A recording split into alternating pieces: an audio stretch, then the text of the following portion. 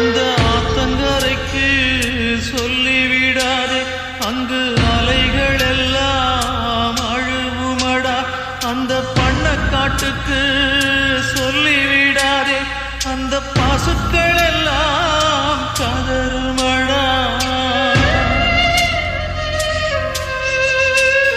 அந்த சோளக்காட்டுக்கு சொல்லிவிடாதே, பசும் தோகையெல்லாம் வாடுமடா.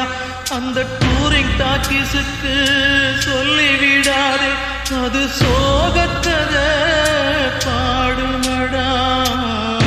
மண்ணில் வாழும் நதியே கடலே, மனதால் உயர்ந்த மனிதரை பாடுங்கள். இன்னும் ஒரு ஜென்மம் இவர்கள் பூமியில் பிறந்திட சாமியை கேளுங்கள். சொந்தம்